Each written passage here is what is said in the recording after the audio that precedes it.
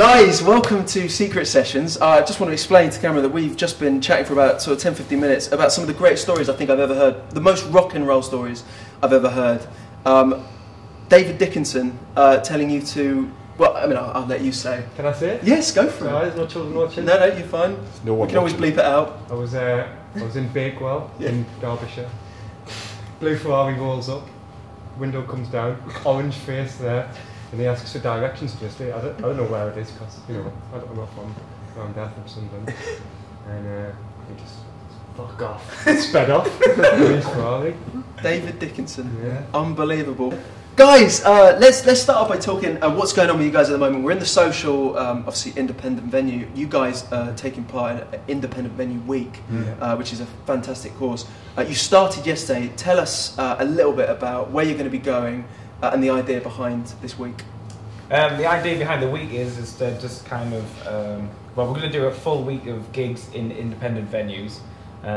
We have to try and get across the significance of independent venues to whoever follows us on our social networks, because without independent venues you really wouldn't have the next step, which would be like the 200, 300, 400 capacity venues, and then you wouldn't have your academies and you wouldn't have your arenas and ultimately stadiums, because bands need somewhere to play first.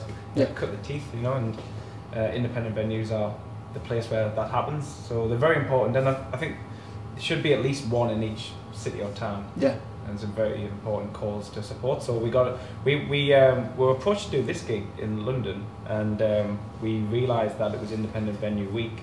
So we booked the whole week up with our booking agent, and just doing a good thing for a good cause, really. Yeah. There's a handover, right, at the end. Yeah. So your van then gets handed over to another band who's going to sort of play independent venues. And I know that as well.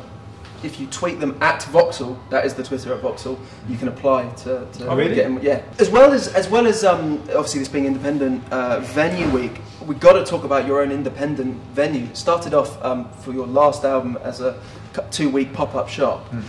But it's become this, it's quite a big deal now, in your hometown. Tell us about it. I mean, how's it all going there?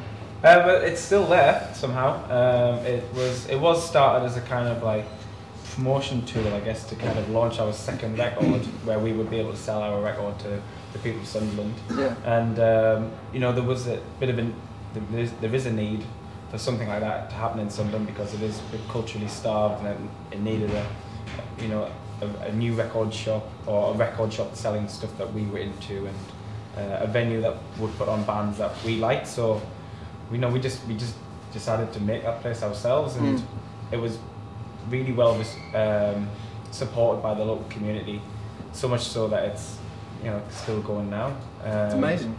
And we've had a few bits of help from certain people in local authority and local promoters and bands from not just Sunderland but around, well, loads of places really. All came down and played for free.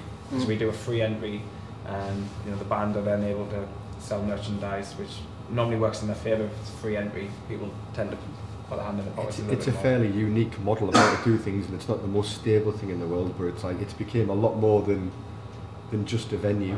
Yeah. We have we have poetry evenings, we have music workshops, we have music tuition, we have writing groups, And what a great thing as well for you guys to be able to do that as well. I mean, to be in a position where, like you said, it was only supposed to be for 2 weeks. To be in a position now where you've given the community something which clearly they're loving and appreciating, and like you said, it's filled the hole in the market. Yeah, we're just accidental martyrs, really. Basically, one of them. I like your modesty. Yeah. Let's talk as well about obviously we had your second album now, 2013, June 2013.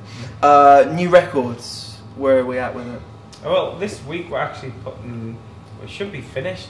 We're having a meeting tonight to discuss where we're going to get it mastered, and once we get it mastered, then we can put a date on it when it's going to come out, and then we can start planning towards that, and then taking over the world in 2015.